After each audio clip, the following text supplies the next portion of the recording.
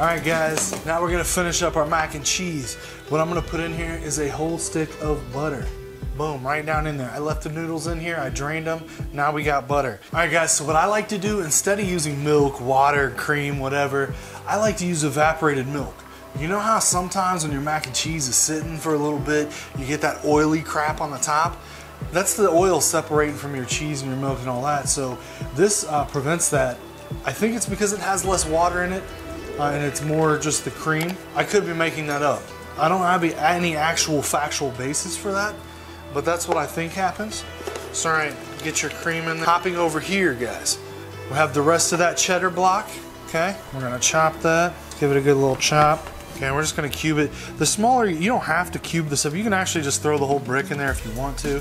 But the smaller cubes you get it in, the quicker it's gonna cook. Okay, right here, we're gonna go with the Colby Jack cheese. Again, we're gonna try and cut the pieces small. That's just gonna allow it to melt faster for us. Okay, now we're gonna go over here. We wanna give this a little kick.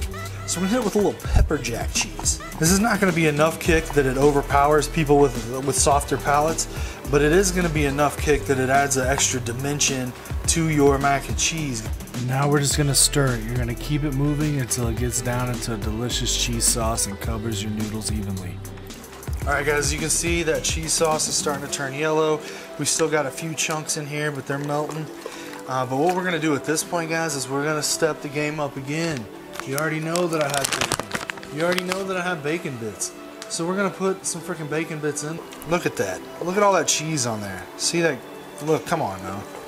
Now as this cools down a little bit, that cheese will thicken up even more and you'll get some strings on it.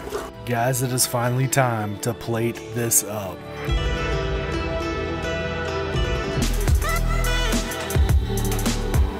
Made a basic mac and cheese, but we used real cheese out of small blocks. We got real bacon in there. Look at that. Look right here in the shell, and you know you like shells. There's still a big ass chunk of cheese right there. Come on, man. Let's take a bite of this.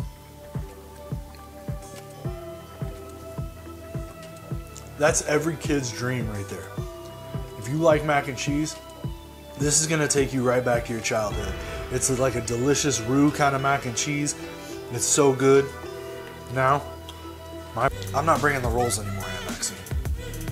If you guys like this video, if you learned something, if there's something in here that you can use, you know, hit that like button, hit the subscribe, leave a comment below.